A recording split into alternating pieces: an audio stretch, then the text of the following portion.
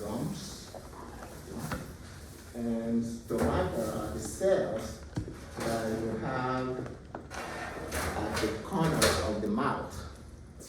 Okay, so the gums will be inflamed, it's an inflammation, and the corners of the mouth, or stomata, will also be inflamed. And the common name is trench mouth, so they're caused by those spirochetes. And like we mentioned before, anytime you have a spirochetal infection, if an infection is caused by a spirochete, you can always use a tetracycline. And the tetracycline that is most often used today, of course, is doxy, or the doxycycline. So anytime you have a spirochetal infection, a tetracycline is always effective. And doxycycline is the one most often used today. That's where we were. So that was number 9. And now we can go on number 10. Listeria infections.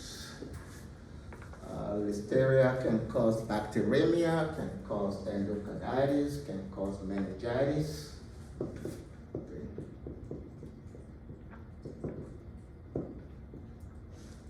Bacteremia you can also refer to as septicemia. It just means blood infection or blood poisoning, and usually caused by gram-negatives or enterobacteriaceae, but it can also be caused by listeria. You have listeriasis, okay, which can infect the blood, and so you can get bacteremia. So bacteremia, endocarditis, those can be manifestations of your listeria infections, and then meningitis. In pediatric patients, that Listeria monocytogenes is a major cause of meningitis in pediatric patients. And of course, Listeria falls within the antibacterial spectrum of your PENG and PENBK. That's why it will be effective in the management of listeriasis or infections caused by Listeria monocytogenes.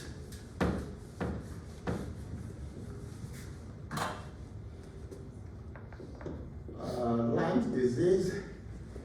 You know that Lyme disease is caused by Borrelia burgdorferi.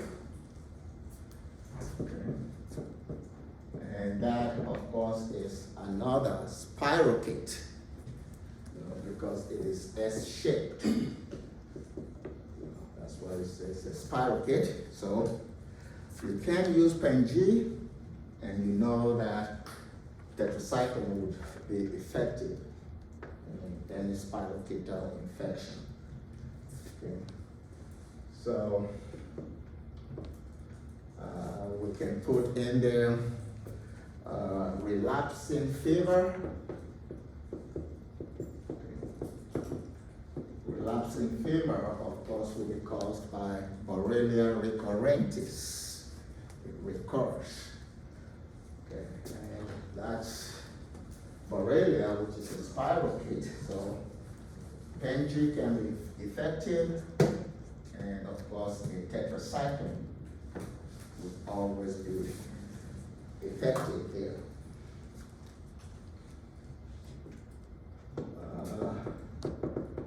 Diphtheria, caused by Corynebacterium diphtheriae, which is one of your gram-positive aerobic bacilli, the clogs, So Corynebacterium diphtheriae, you can use PENG.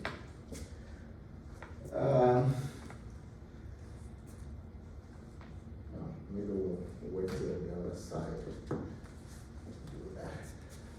Okay. cause gonorrhea, caused by Neisseria gonorrhoeae, gram-positive, gram-negative aerobic coccus. So you can use NG.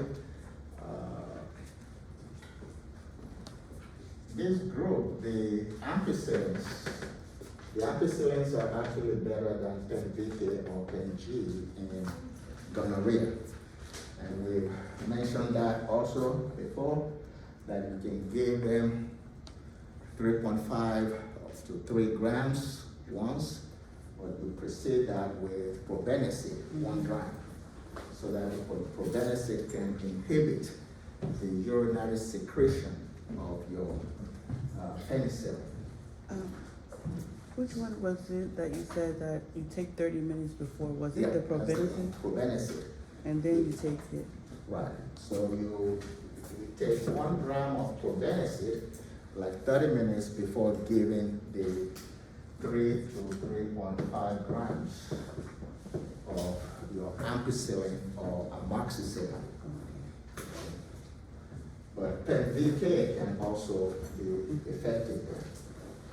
And of course, you have better drugs today that you can use for gonorrhea that will just be a one-time injection. For instance, Rocephin, which is a cephalosporin.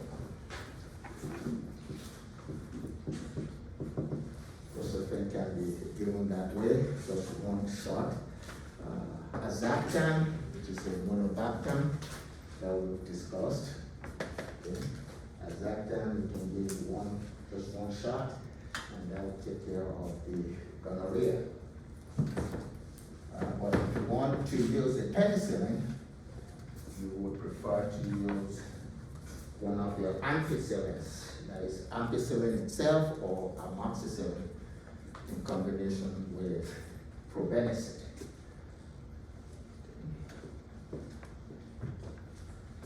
Diabetic foot infections.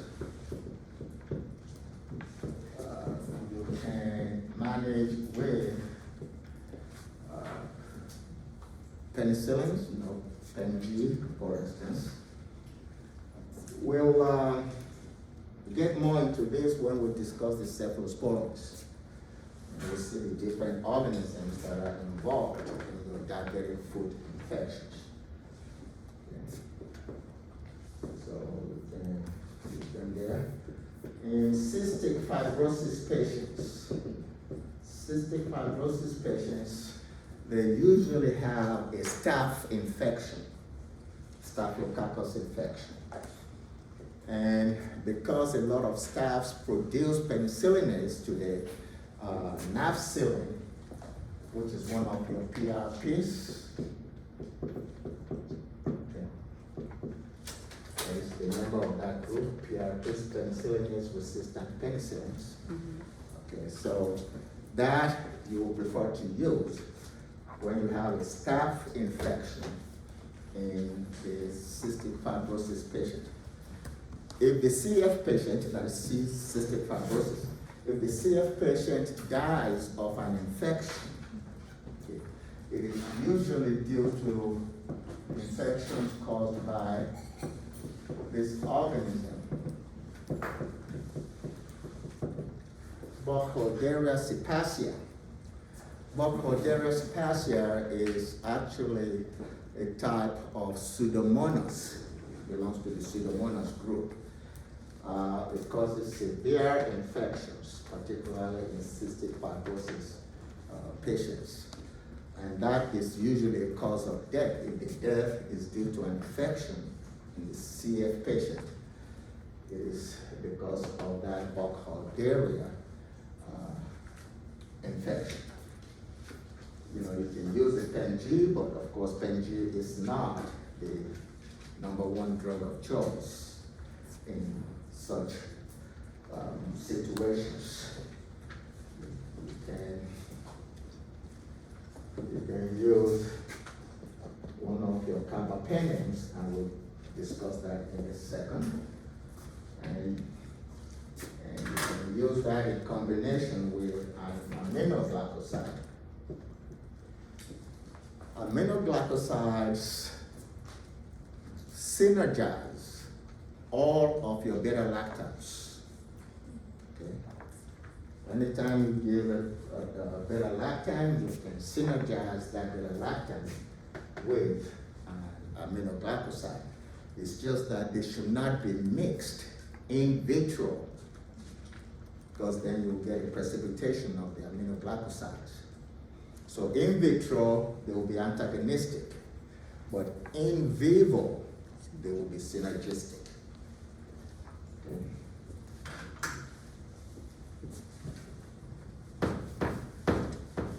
So that's number 16 there.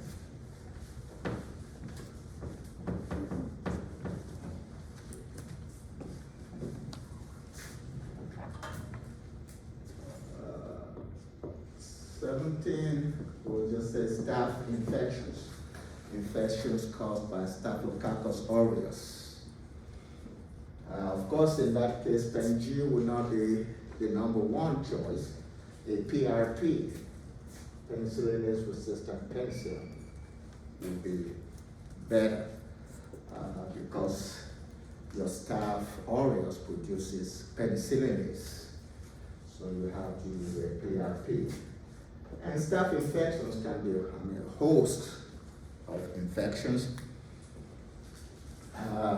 Can cause your pneumonia, empyema, endocarditis, suppurative arthritis, that is infectious arthritis, can be caused by your staph, osteomyelitis, bone infections, can be caused by your staph, skin infections, and we mentioned many of those under your bacitracin. Okay, so cellulitis, your carbuncle, furonculosis, all those that we mentioned under bacitracin can be caused by staph, and including abscess,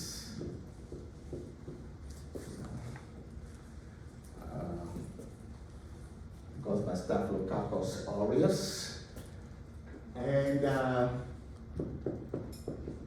standout is your toxic shock syndrome. That is sometimes referred to just as TSS, toxic shock syndrome. That's the one that one can pick up from using tampons. The original brand name was the Rely tampons. That's when it was discovered, the TSS. But now it has also occurred in people using vaginal sponges, for instance. So it's not only limited to tampons. But toxic shock syndrome is caused by your Staphylococcus aureus infection.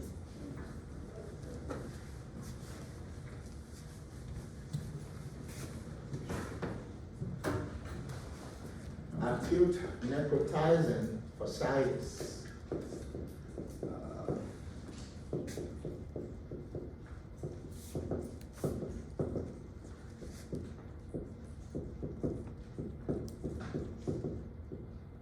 Is also an indication of your Pen-G. That is actually due to your Streptococcus. Streptococcus pyogenes.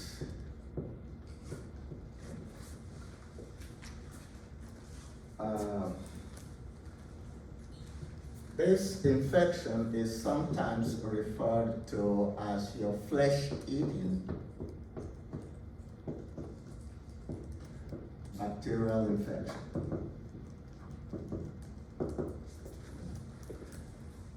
Even though it affects the skin mostly, as you see, flesh-eating, it is a very serious condition. It causes death in 30 to 50% of the patients that get it.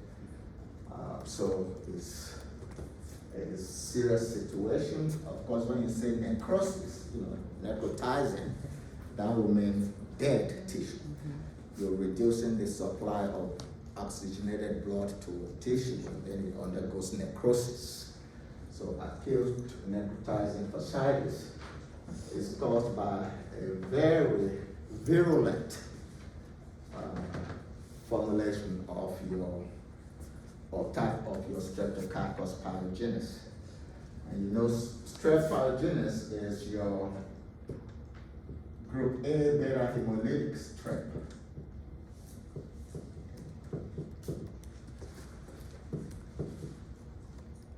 Group A beta hemolytic strep. Don't confuse that with alpha. That A is not alpha.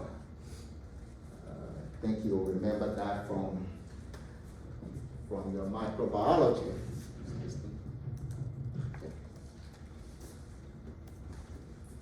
How do you classify Streptococcus? You use that blood agar.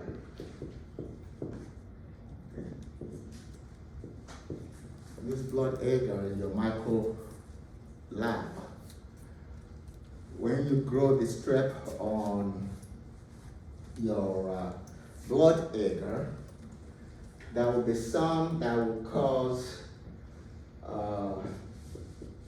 no hemolysis. So the red blood cells will not be broken by that strep. And the type that will cause no breakdown of the red blood cells is actually your gamma strep. Okay. Gamma what? Gamma streptococcus. Yeah. You're using blood agar to classify your streptococcus. Okay. So no hemolysis, that will be your gamma strep. Gamma strep is not pathogenic in humans, so you don't need to worry about that. It does not cause that hemolysis. And then you would have some that will cause partial hemolysis when you grow them on that agar plate, on that blood agar plate. That is your alpha strep. And that's the one that you call Streptococcus viridans. Okay. Streptococcus viridans is your alpha strep because it's only partial hemolysis. You will see a green halo around where that organism is growing. So it only causes partial hemolysis. Then you have some that will give you a complete breakdown of the red blood cells. So complete hemolysis. The ones that will give you complete hemolysis will be your beta strep. Beta streptococcus. So those are the ones that produce infections the most among your streps, the ones that give you complete breakdown of the red blood cells, or complete hemolysis.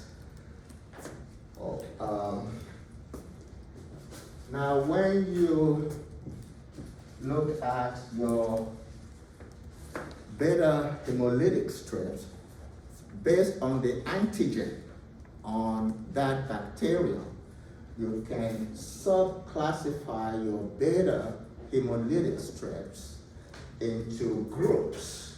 That's where you have like group A and group B and group D, because group C is not pathogenic in humans as such. So your group A beta hemolytic strep is your Streptococcus pyogenes. Okay. So group A beta hemolytic strep is Streptococcus pyogenes, the one that causes most strep infections in humans. Group B is Streptococcus agalactiae.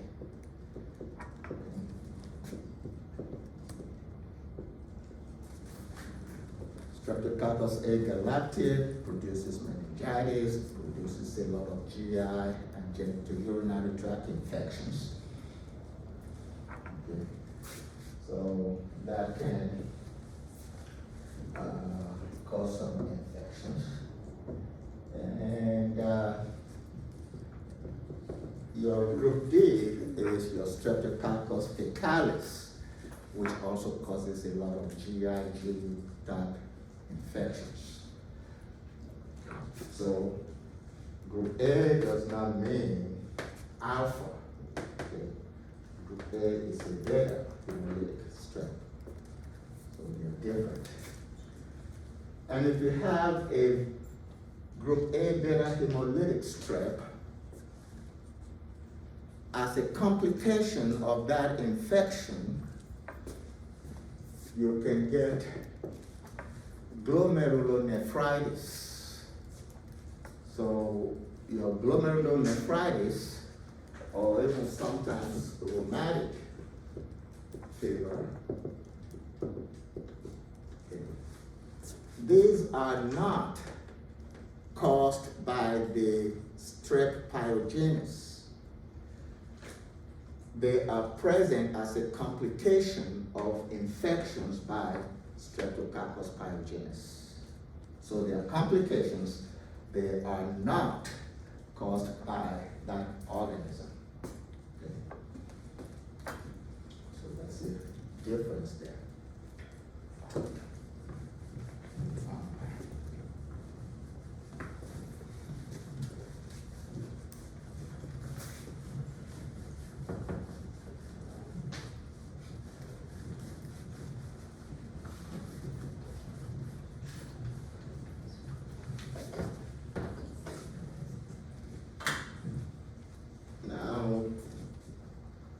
Apart from your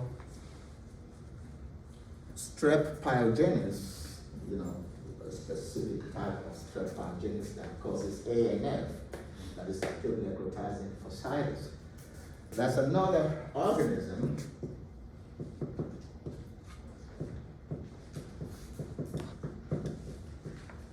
that is called Vibrio vulnificus. That's another causative agent of flesh-eating infection. Okay. You don't use Pen-G for that. Okay. But I'm just mentioning that apart from S. pyogenes, Vibrio vulnificus can also cause flesh-eating infections. And that is a halophilic organism.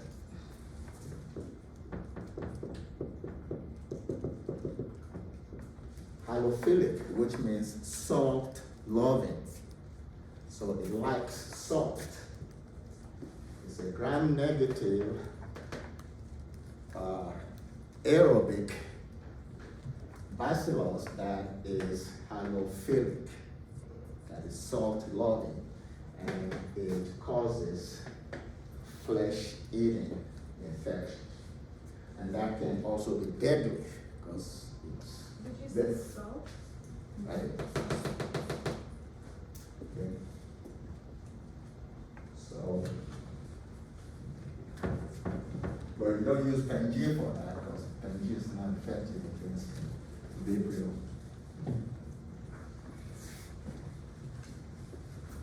So what do we use? What do we use? We'll get to it. Oh. Okay. And how do you know Vibrio species on the plate? It will be shaped like what? From your microbiology.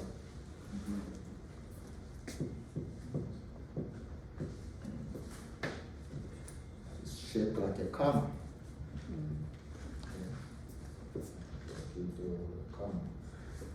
That's the shape of Vibrio. Vibrio cholerae, which causes cholera.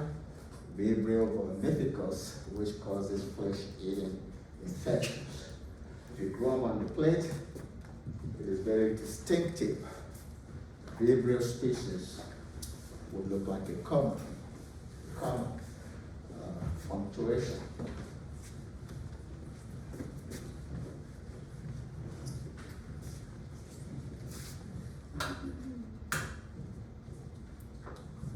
The reason we're stressing that is because on your state board, they will not tell you that this infection was caused by a Vibrio. They will tell you that you got a sample from a patient, you cultured it, and it had the shape of a comma. You are supposed to know that that is a Vibrio infection. Or they will say the bacteria grow like a bunch of grapes. You're supposed to know that that is what? Staphylococcus. If they tell you it is shaped like an S, then you know it's a spirochete. Okay. They tell you it's shaped like a molar tooth, you will know that it is what? It's what? Exactly, actinomyces. You know, like your tooth, like a molar tooth. That would be your actinomyces. Or they tell you it's shaped like a star, then it will be what? Asteroides, you know, cardia asteroides. That's the way the question will be presented. Okay. Or they can tell you it's growing in pairs, it will mean what? Diplococcus.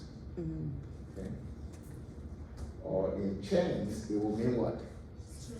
Streptococcus. All right.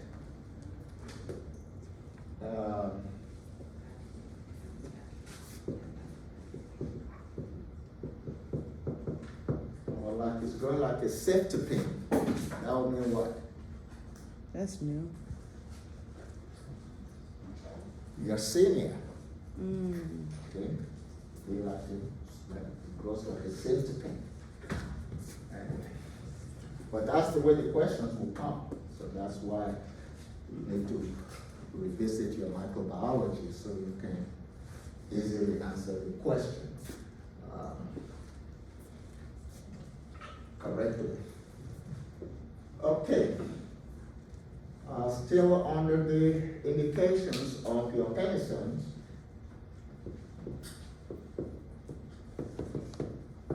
we mentioned rat bite fever, then cat bite fever. Okay. When your cat scratches you or bites you,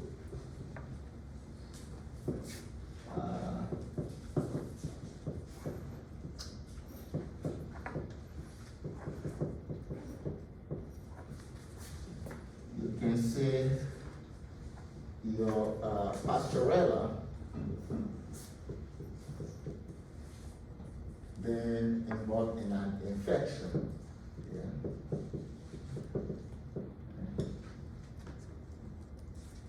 Pastorella montacida.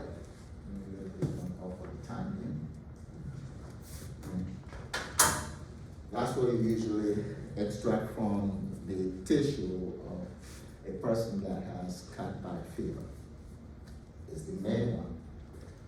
And if you look at the spectrum of activity of your penicillin, you will notice that for gram negatives, there are only two, right? Pastorella and Streptobacillus. Those are the only two. Streptobacillus moniliformis, the one that causes what? Rat bite fever in America. Okay.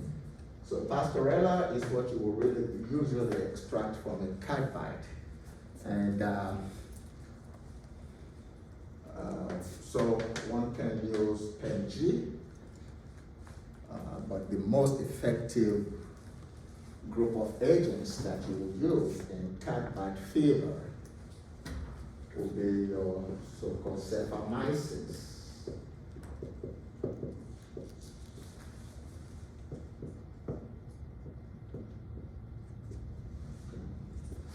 That's a group of cephalosporins called cephamycins, and we'll of course highlight them again when we get to cephalosporins. That's your cefoxitin, cefotitan, and cefmetazole. Is that G2? Yes, G2. In other words, they're second generation cephalosporins. Okay. Like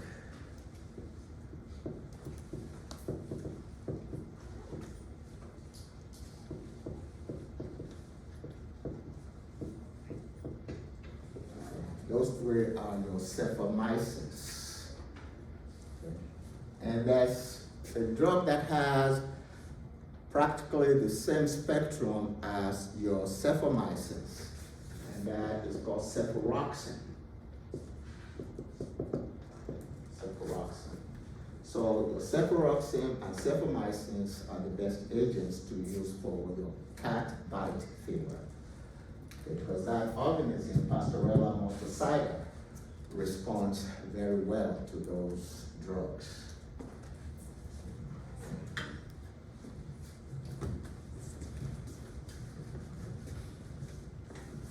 What else can bite you? We've talked about rats, we've talked about cats. What else? Dogs. And what else? Insects. Humans. Oh. Don't you bite each other? Maybe. Maybe we can ask the former heavyweight champion. Okay. So, cat bite, dog bite, and human bite. What? For your dog bite and cat bite and human bite, you usually have staph, strep, pastorella, and an anaerobic organism. Okay, so you have your staph and strep that you can extract from the human bite, and you have that pastorella which you can extract, and you have an anaerobe. In the case of humans, it is usually your Ichinella species.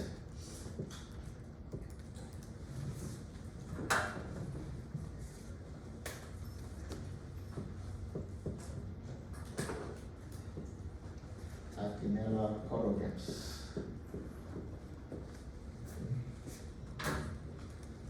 And anytime you have a dog bite or human bite, first of all, you want to use a toxoid, to prevent,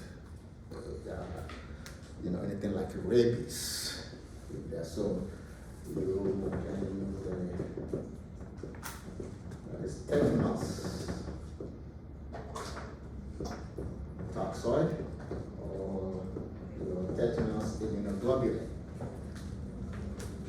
You want to inject that if it's available to prevent rabies, if you will. But in terms of the antibacterials that they can use, you can use PenG, you can use doxycycline, and you can use your PenG plus a PRP, okay, because of this. So if you use a PRP, you'll be covering staph, and then your PenG will cover strep and pastorella.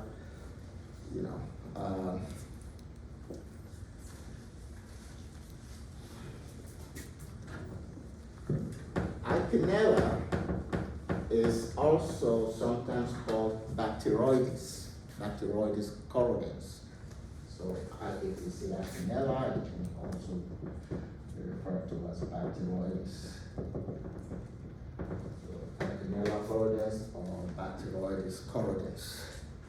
That is a gram-negative anaerobic bacillus. It actually belongs to a small group of bacteria that you call your Hasek organisms. Hasek organisms, if you use that term, it refers to these 5 organisms that are they're tiny, and they are usually gram-negative. Some of them are aerobic, some are anaerobic. They most often cause endocarditis. Okay. H actually stands for Haemophilus. Haemophilus alphophilus.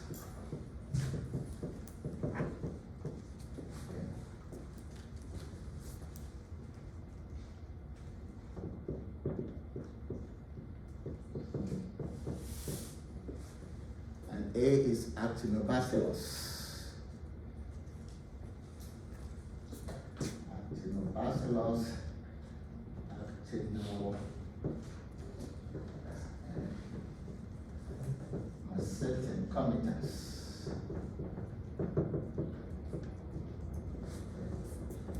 And the C is cardiobacterium.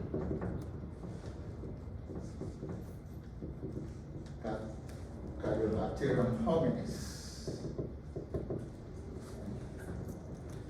And this is your Ichinella. And that's your Ichinella corrodens. And K is Kingella. Kingella kingae. Now these are your HASEC organisms. Gram-negatives, very tiny organisms, very often involved in endocarditis. Okay, so you have a human bite, and that Ichinella is present. The manifestation, that is the infection, will be endocarditis. That will be one of them. Okay, and these last two, Ichinella and Kingella, are anaerobes. The first three are gram-negative aerobic organisms. So, Dr. Mo, where does bacteroides come into play? That's just another name for this species. Ichinella is sometimes called bacteroides.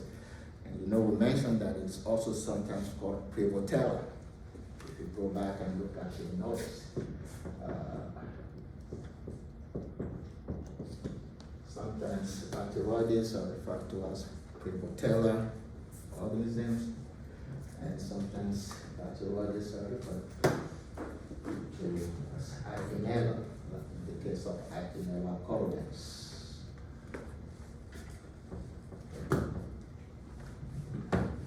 So when you write AHAC, does that mean these are the things that you can extract when you have a human bite?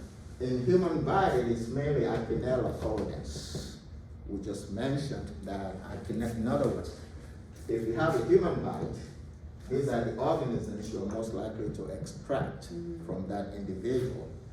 Okay. And of course, we know about staph and strep being gram-positive aerobic, Pasteurella being gram-positive and gram-negative bacillus, and then you have an anaerobe, which is your Bacteroides corrodens or Ichinella corrodens.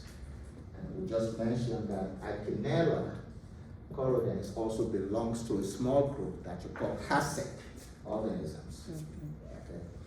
And HASEC organisms are notorious for causing endocarditis. Okay. So if one human being bites another human being and Ichinella is present, that infection, the manifestation of that Ichinella corrodens infection can be endocarditis caused by Ichinella corrodens. Children bite each other all the time, so like what would be the specific case that would really cause that kind of human bite to cause this type of? That's one of the reasons why you're happy you have a strong immune system, right? So you can bite, possibly nothing can happen because your immune system is active. It nullifies the bacterium before it can get hold.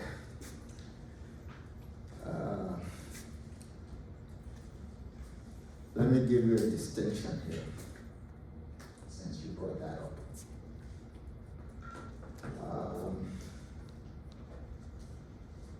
If you have an organism that is introduced into the body, okay,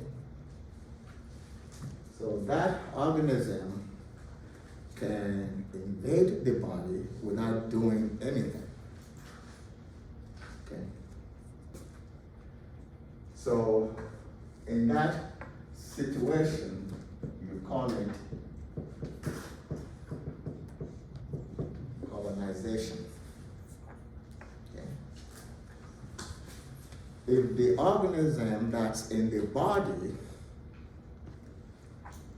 is normally present there, that is, it has a symbiotic relationship with your body, that's when you use the term commensal.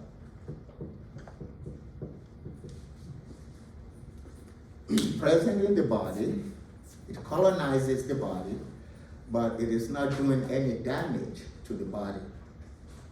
You know, it gains from you and you gain from it. That's a commensal. Okay? It resides normally in your tissue.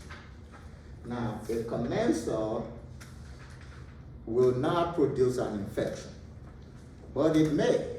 And the only reason it can make or give you an infection is when it goes out of the normal area where it is a commensal. For instance, you have E. coli in your GI tract as a commensal. If E. coli manages to move from the GI to the urinary tract, then it produces UTI. So it moves out of its normal residence, if you will. Then it can cause an infection in other parts of the body. Okay. So that's the commensal. That's why you talk about good bacteria and bad bacteria. You know, H. pylori that you know is involved in peptic ulcer disease actually is a type of good bacteria, because H. pylori affects your ghrelin. Ghrelin affects your satiety, food. Okay, so if you have a change in your H. pylori concentration, it may actually result in you eating a lot, and then obesity results. Okay, so and of course we know that there are commensals that help you in food digestion. You know, there are good bacteria. You always hear of probiotics and things like that, and prebiotics. Okay, so if the organism that has colonized the body or the tissue reaches a certain concentration, you know, a particular titer, that means a critical concentration in the body, then it can start giving you chemical and physiological changes within the body. Okay. At that point, you say you have an infection. You don't have an infectious disease. You just have an infection.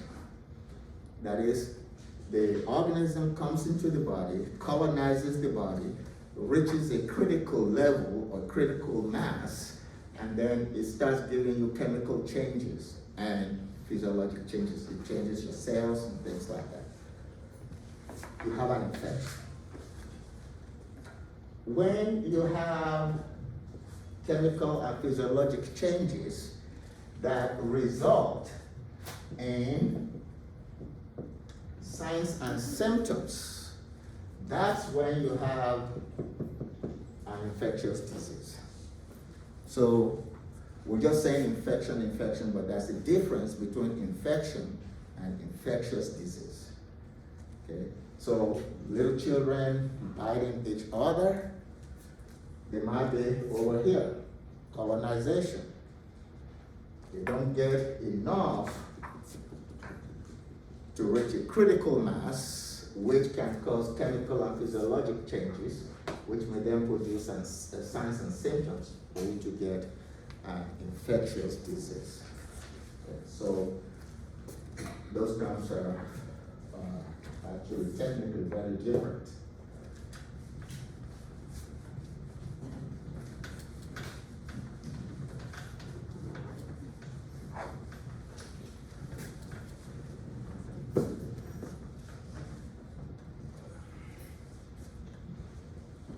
Okay, so we have all this as your indications of penicillin, particularly using pen G as a representative agent there.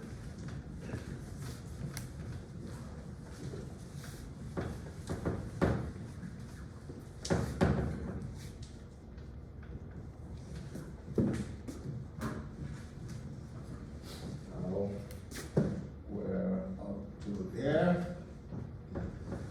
PRPs only used for staph, so there's nothing else to say about those. It's when you have a staph infection that you use a PRP. Is it?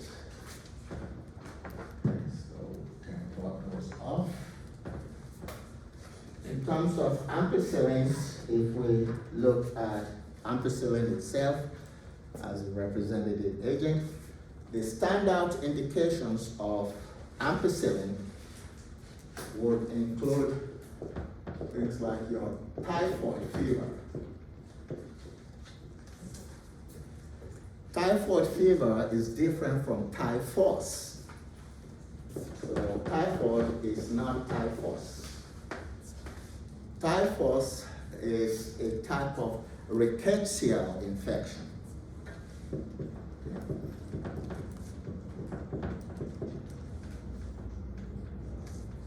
A rickettsial infection. And when we get to tetracyclines, we'll mention some specific ones there. Because another rule of thumb is anytime you have a rickettsial infection, a tetracycline is actually always the first choice. So that's where we'll discuss typhus. So you don't use ampicillin for typhus, you use ampicillin for typhoid. Typhoid fever is caused by salmonella, like Salmonella typhosa. That's how you got the typhus, or Salmonella typhi, or Salmonella paratyphi.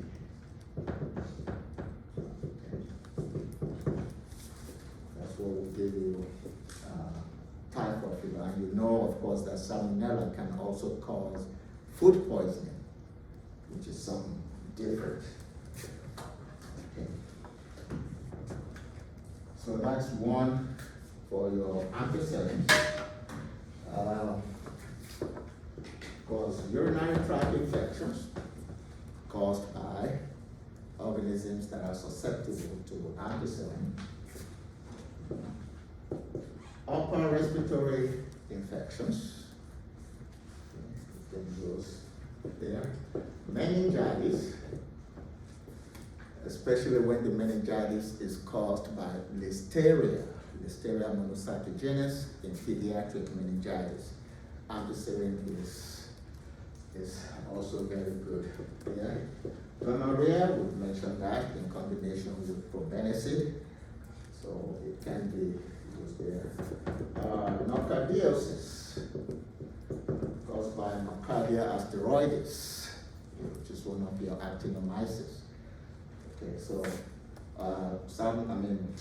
ampicillin is excellent against Nocardia species.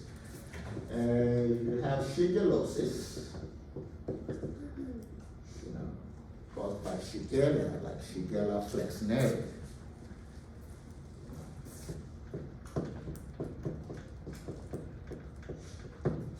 You can use your ampicillin there. Let's see.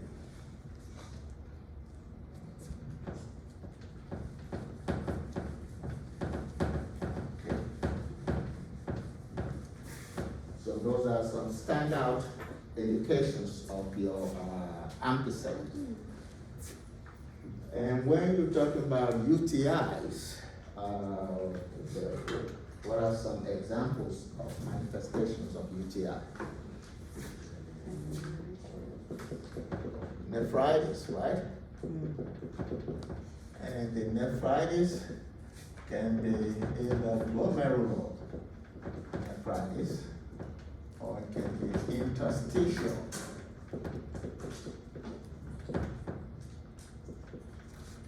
Interstitial nephritis, or it can be pyelonephritis.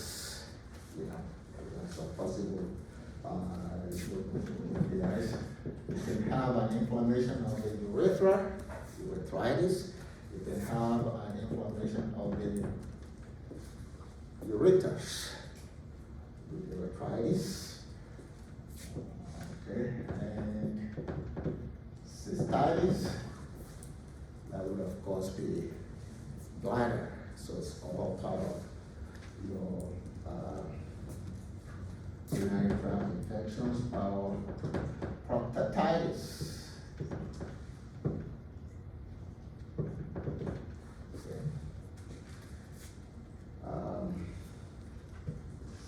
That is usually difficult to deal with because not too many drugs can penetrate the prostatic fluid.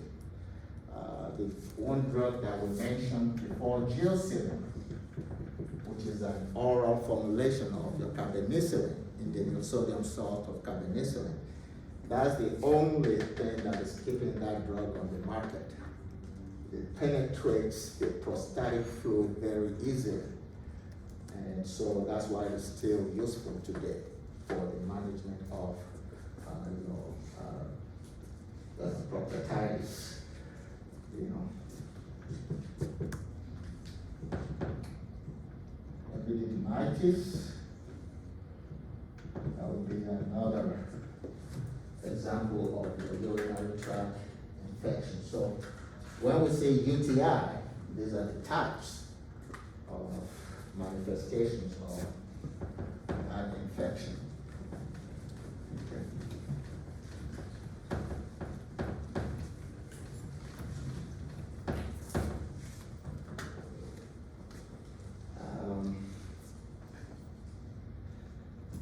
If you say upper respiratory tract infection, then you're talking about otitis media, things like your sinusitis, inflammation of the epiglottis. So those are some examples when we're talking about your upper respiratory tract infection. Pharyngitis would be another example.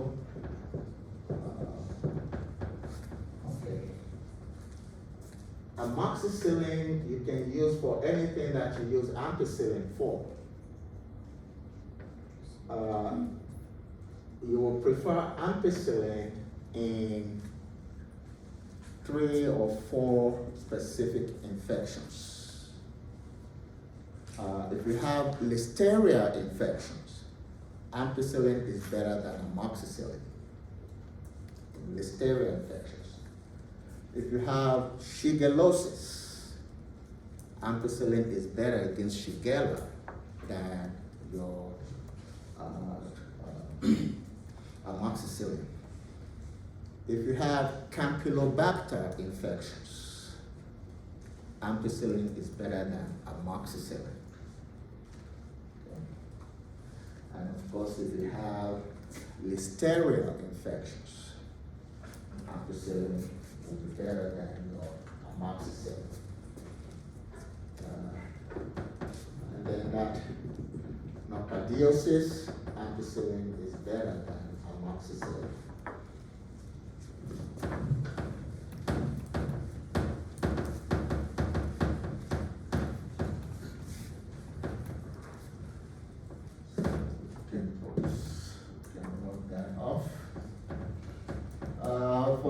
ESPs, you have like 4 major groups of infections that you use your ESPs for.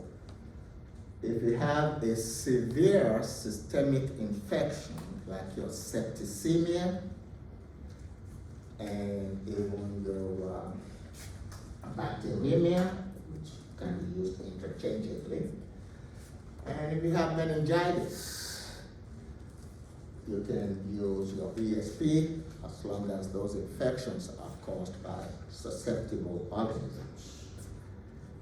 Okay.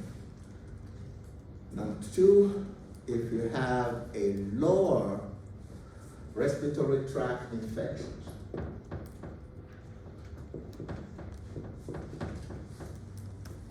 ESPs are not used for upper respiratory tract infections, they're used for lower respiratory tract infections. For instance, if you have an abscess in the lungs, it's usually in the lower part, lower respiratory tract infections. If you have bronchiolitis, it's lower respiratory tract. Pneumonia, emphysema, those are lower respiratory tract infections. So that's what you will use an ESP for. Lower respiratory tract infections, severe systemic infections, and if you have skin infections, what we normally refer to as triple SI, they can also be used. And then your genitourinary tract infections. So those are the 4 major groups, if you will, of infections that you will use your ESPs for. Piperacillin has some extra uses. For instance, you can use piperacillin prophylactically when you are doing a GI surgery, or when you are doing hysterectomy, or when you're doing a cesarean section, when you have to get the baby out of the mother, cesarean section. We can use piperacillin prophylactically to prevent infections during those procedures. And then, of course, in gynecologic infections.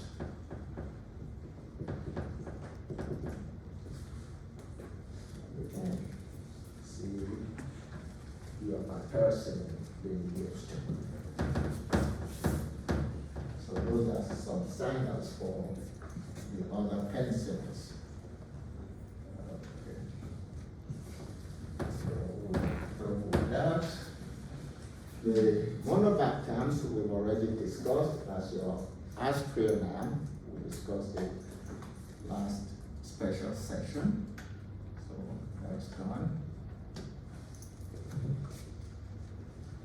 Your carbapenems.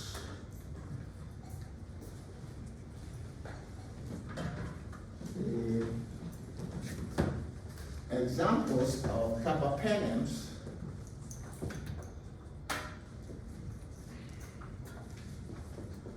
is imipenem.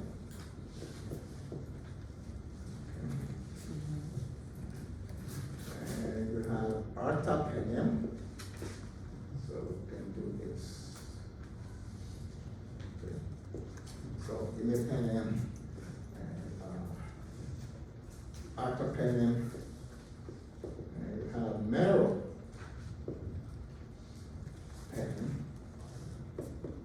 And then you have doripenem. Liapenem.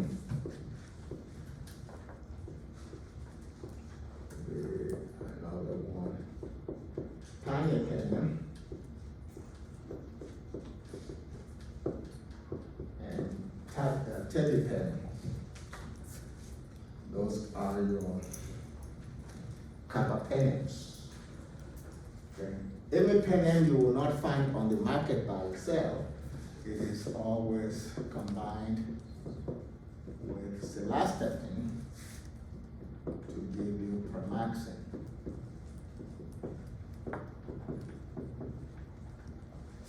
Okay.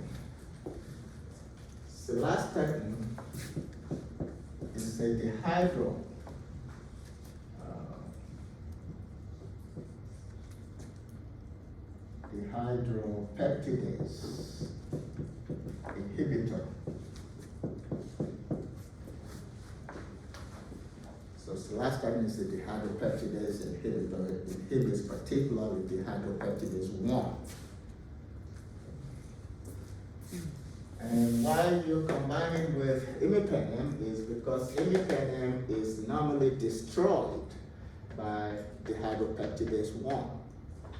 And so if you have cilastatin there, cilastatin will inhibit dehydropeptidase, so dehydropeptidase cannot then destroy your imipenem. That's why you have them, you have that combination. So imipenem is normally rapidly destroyed by dehydropeptidase 1. That's an enzyme you actually have in your renal system, the kidneys. And an inhibitor of that enzyme is cilastatin. So imipenem for cilastatin is what you have as your pramaxin. So if we ask what is the mechanism of action of pramaxin, you actually have 3 things to mention. Okay. Number 1 will be inhibition of transpeptidase. Remember, all the beta-lactams work by inhibiting transpeptidation reaction. They inhibit transpeptidase. So that's one enzyme that pramaxin inhibits. 2, dehydropeptidase, which is inhibited by the cilastatin that's present in your pramaxin. And then 3, your imipenem is actually an inhibitor of penicillinase. Okay. So you have that beta-lactamase that would inhibit penicillins. The imipenem can inhibit that beta-lactamase.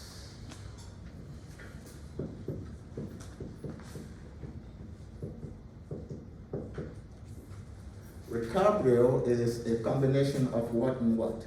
Imipenem, one that starts with an R, and Okay. So it's Yes. relebactam plus pramaxin. yeah. Okay. That's your ricabril. Okay. This in that combination is actually very good for complicated UTI. Okay. Complicated UTI. Complicated intra-abdominal infection. Complicated intra-abdominal infection.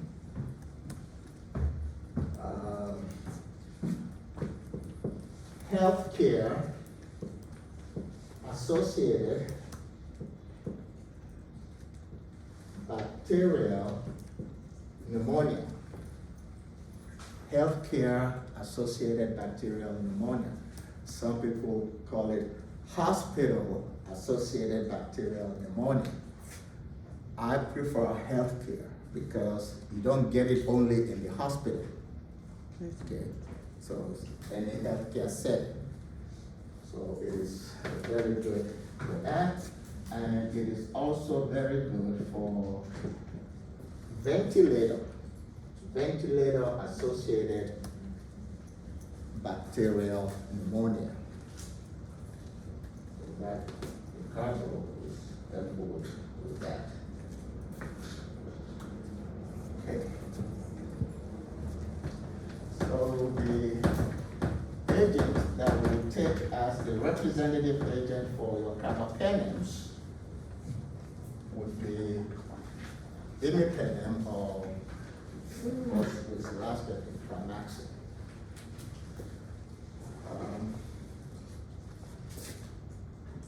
is it a true antibiotic or not? Then we go to the source. The original source of imipenem is your Streptomyces species. Streptomyces cattleya.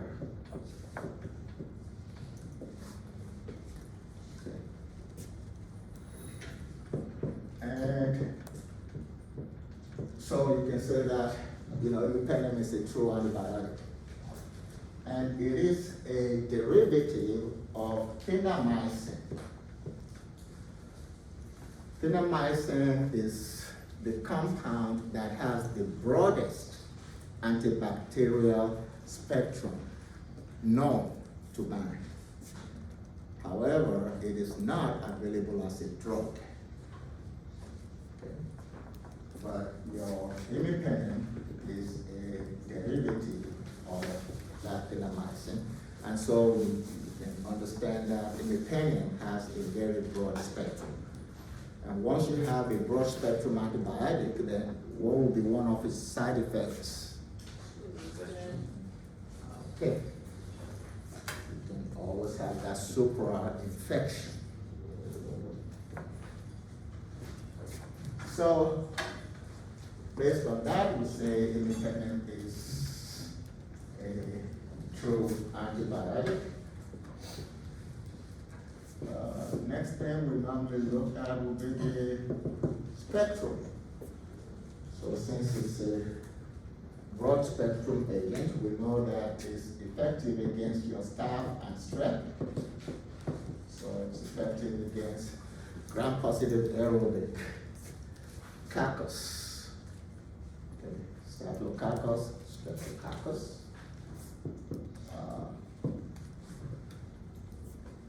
As broad as it is,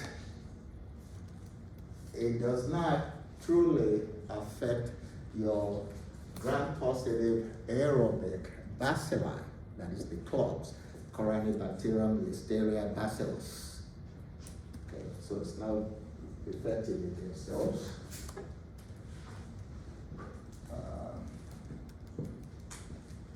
But it is effective against your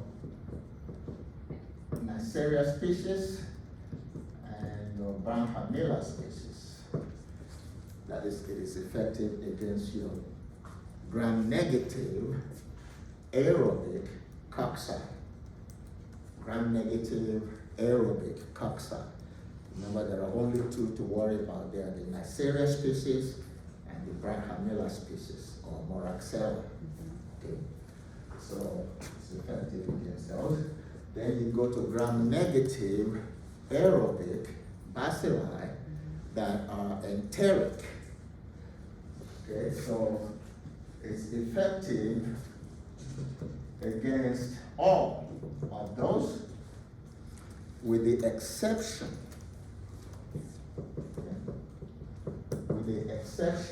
of your Salmonella, Shigella, and Yersinia. So the same three that your ESPs are ineffective against are the three that your imipenem is ineffective against. So it's effective against all gram-negative aerobic bacilli that are enteric, with the exception of Salmonella, Shigella, and Yersinia enterocolytica. Remember, Yersinia pestis is non-enteric. Yersinia enterocolytica is enteric. So in terms of the non-enteric gram-negative bacilli that will be effective against,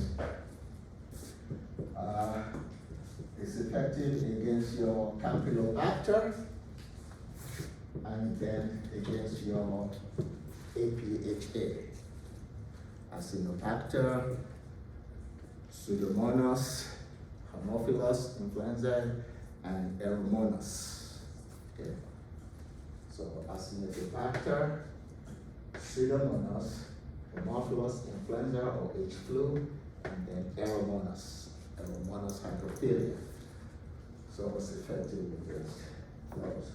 And then you go to the anaerobes, it's effective against your gram-positive anaerobic cocci.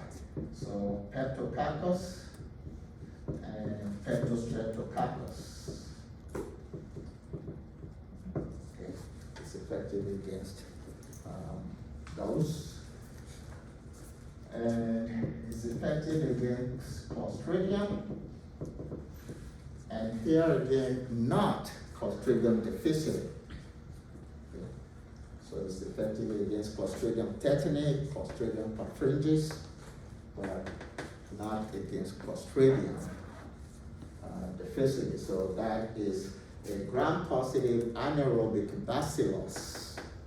So it's effective there. And then your gram-negative anaerobic bacillus, that is your fusobacterium,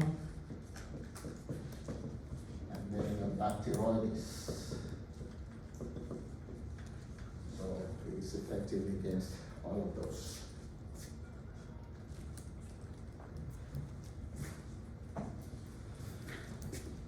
You do not use imipenem for rickettsial infection. That's a no-no. It doesn't work against rickettsia. If you have rickettsia, go straight to tetracycline, particularly doxycycline. So it's not effective against those.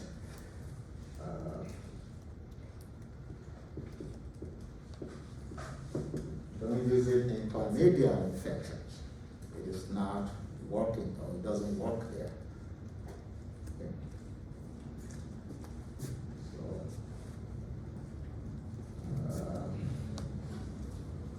That's in terms of its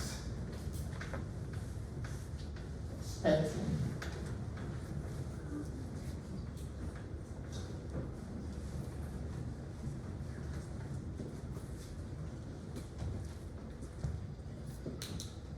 I'll hold on the ADME so we can compare it to these other agents that are used. In terms of the indications, you can use Premaxine for diabetic foot infection.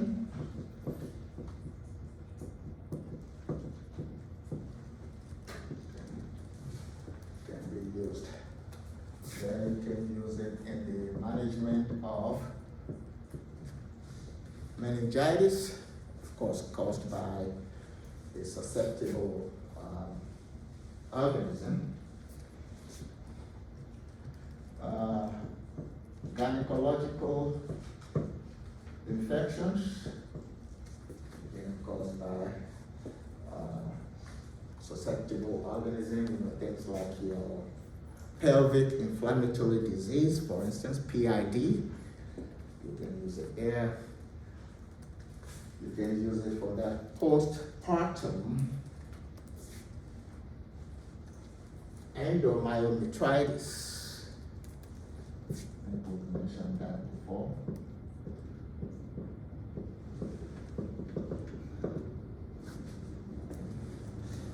So it is effective in there. Of course, UTI, both complicated and uncomplicated.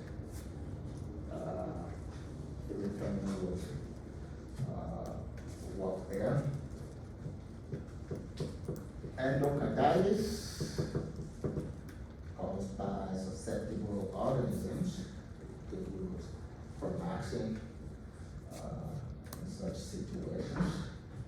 Of course, gonorrhea, since it's effective against Neisseria species, so one can use it for gonorrhea. And then the bone infections. Okay. Osteomyelitis, for instance, you can use there.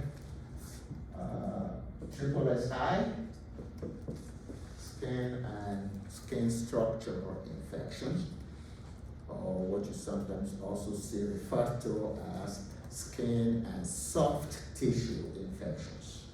Okay. So we can use that. General systemic infections resulting in septicemia is effective in managing those. And then lastly, for your intra-abdominal infections.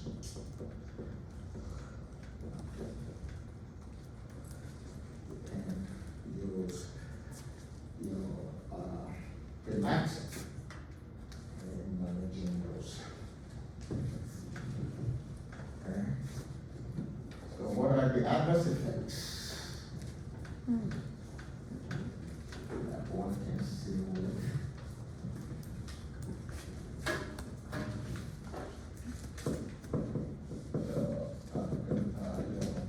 Premaxin?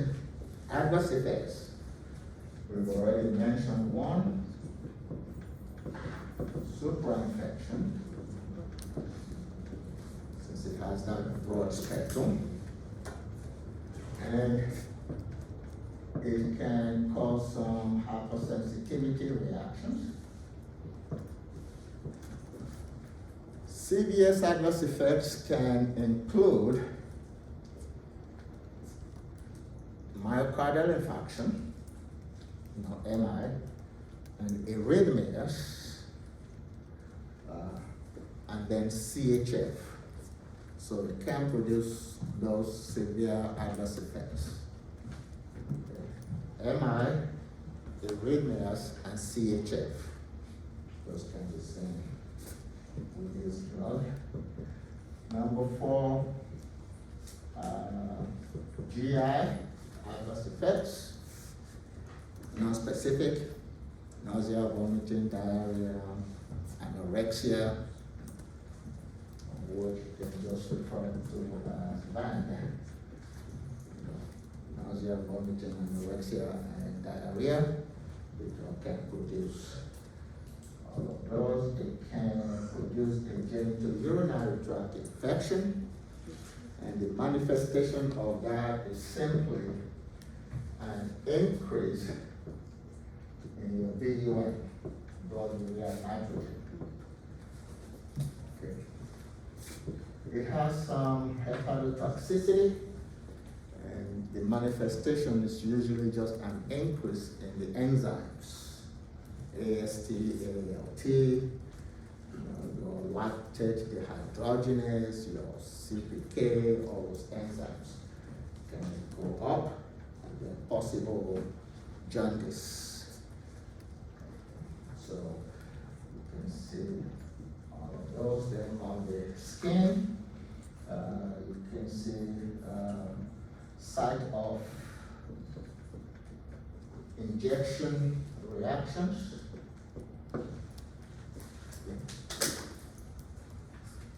And it can produce phlebitis.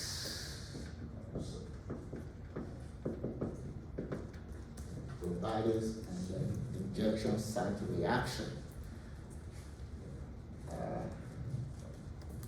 Those can be seen. Now, whenever you hear of Premaxin, the first adverse effect that should come to mind is CNS related. That's the most prominent adverse effect of your Premaxin. The first two are headaches and seizures.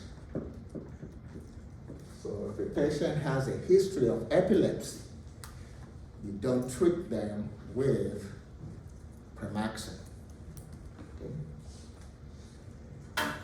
And other CNS manifestations can include what I just referred to as hands. Sad hands. So talking about somnolence.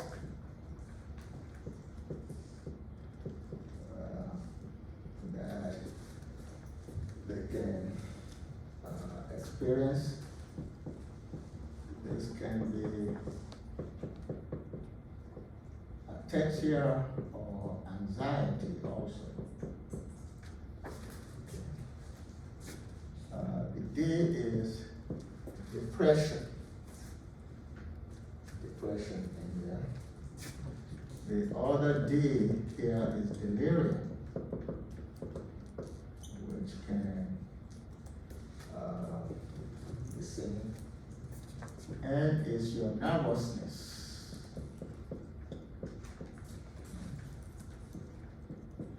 And I, of course, is insomnia. So you see, it can produce both somnolence and insomnia, which are opposite. And then H is your hallucination. So those are the adverse effects of that drug.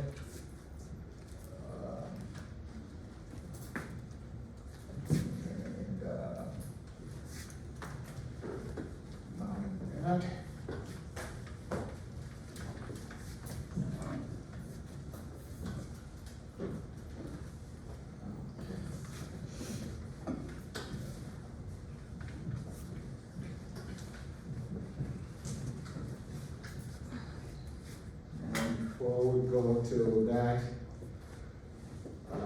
ADME, when I say we'll compare independent to some of these others, let me just mention one specific thing about its mechanism of action. Like any other beta-lactam, it binds to a PDP, before it can produce its inhibition of transpeptidase. And here it binds to PDP 1A, 2, and then 4, 5, and 6, and also 1B.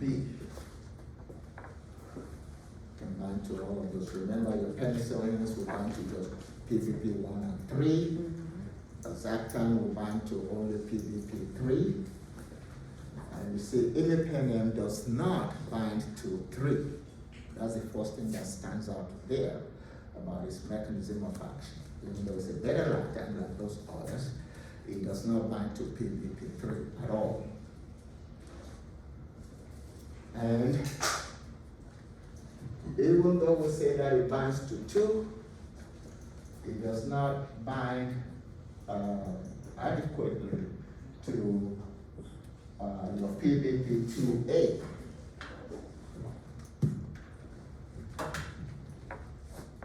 And it does not bind adequately to PDP5. Why are those important? PDP2A is found on your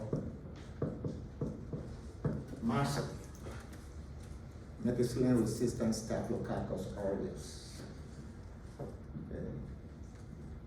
And it's not only imipenem, it's all the carbapenems. They do not bind very well to PDP2A. That's why they should not be used to treat MRSA infections. Okay.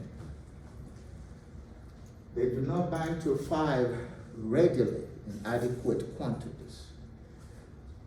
Why is that important? Where you find PDP5 a whole lot is on your Enterococcus, particularly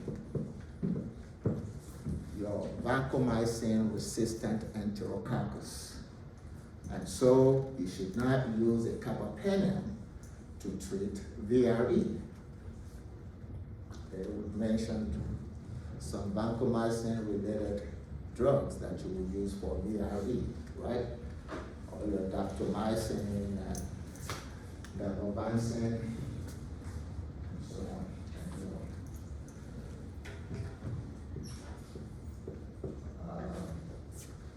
Table planning, so on. So you don't use Promaxin for MRSA because it doesn't bind to 2A regularly. You don't use it for VRE because it doesn't bind to 5 regularly.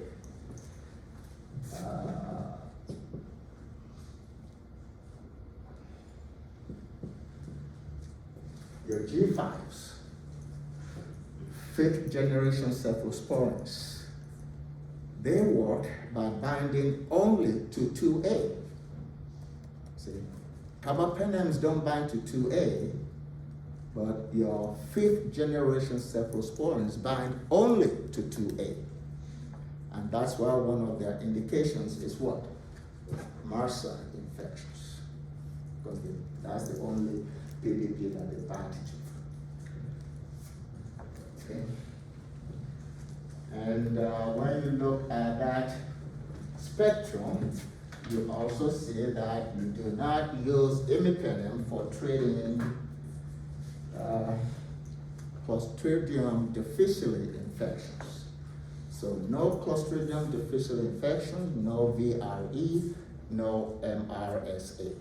When you're talking about your carbapenems or imipenems.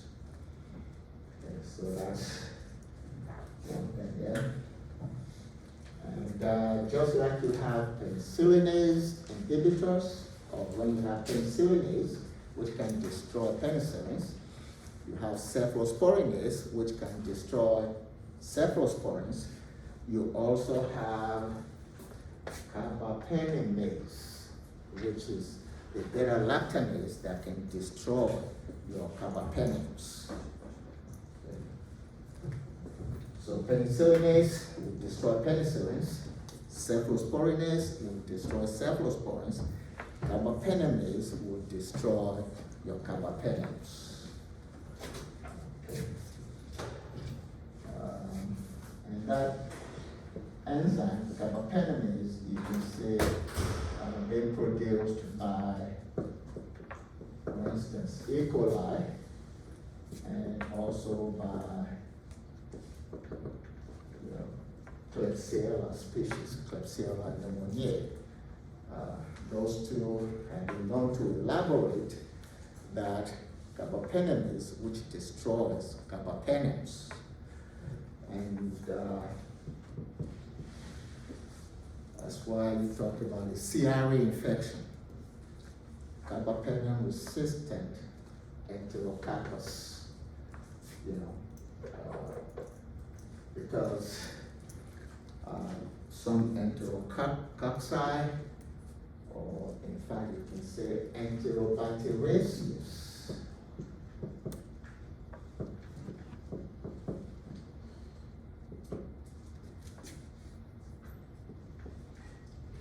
which, as I've told you, refers mainly to gram-negative, aerobic, and enteric bacilli. So that's how you got the CRE, carbapenem resistant enterobacter species. And that CRE infection is very deadly. The mortality rate is about 60%. And you get it, it's usually transferred person to person if you come into contact with the feces or if you come close to somebody physically. So through the feces, through the urine, or through contact with the person directly. And why do we say feces? That does not mean you ingest somebody's feces. What it means is that sometimes when the physician is using one instrument in one person, and then that instrument is withdrawn, it is not properly sterilized, and then it is used in somebody else, you can have the transfer of fecal material into somebody else, and if that fecal material contains an organism that produces that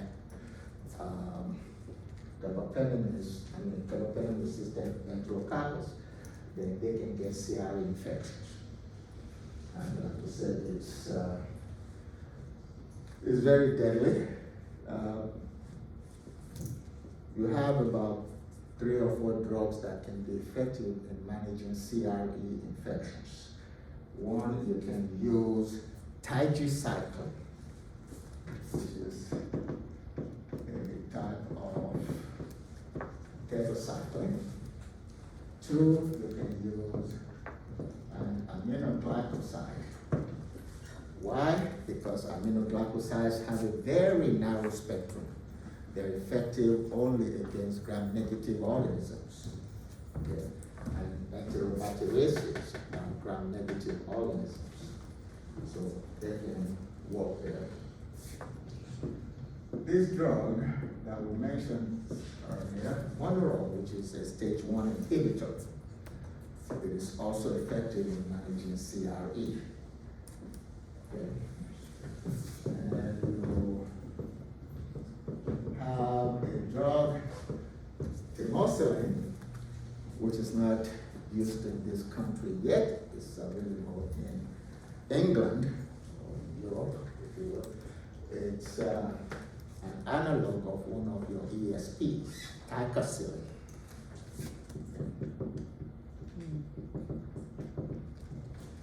And it is also very effective in the management of CRE.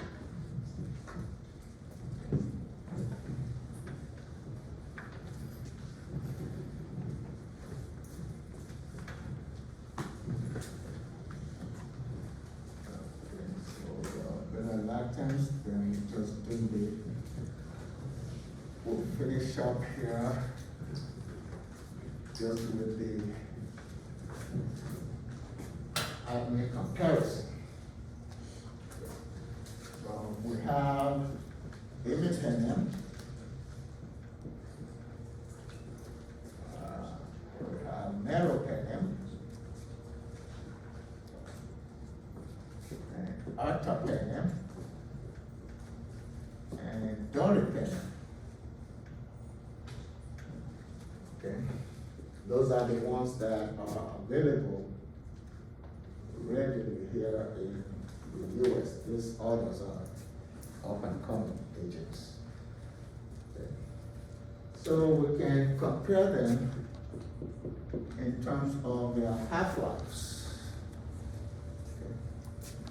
Okay. Imipenem is about 1 hour in terms of its half-life. Meropenem is 1 to 1.5 hours in terms of its half-life. Artapenem is the longest acting of your carbapenems, so it's 4 hours. And doripenem is only 1 hour, like the rest of them. If we look at the excretion or excretory route, they're all renal, okay, with the exception of artapenem, which is both renal and breast milk. So it can go out through those 2 routes, and doripenem is also renal. We can compare them in terms of the plasma protein binding capability. For imipenem is about 20%. Okay. Meropenem is only 2%. And artapenem is 85 to 95%, which probably accounts for its long half-life, because it's bound to the plasma proteins, and then can be released a little bit at a time. And doripenem is low, also it's about 8%. And we can compare them in terms of the frequency of administration. Frequency of administration. With imipenem, you can give it every 6 to 8 hours. Your meropenem is given like Q8%. Can give it Q8 hours. Artepenem, because it's long acting, you can give it on a QD basis. And doripenem, you also give about Q8 hours. Usually, the usual dosage would also be a little bit different. With your imipenem is 250 milligrams to 1 gram. You give it every 6 to 8 hours. Meropenem is usually 1 gram. You would give on Q8. Artepenem is also usually 1 gram. And doripenem is about 250 milligrams to 500 milligrams, which can be administered on the Q8 basis. PBP3, okay, so we say no here, it doesn't bind to PBP3, but the others do.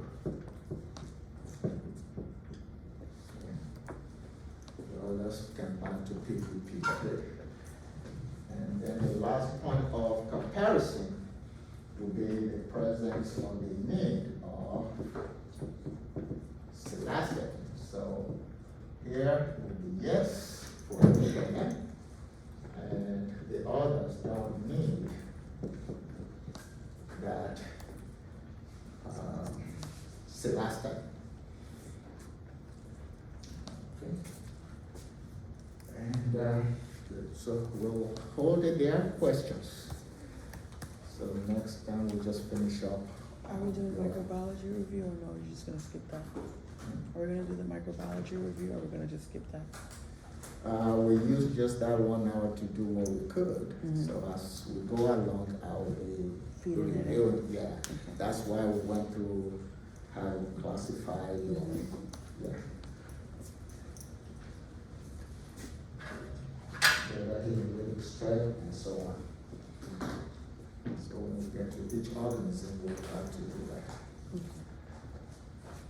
Any other question?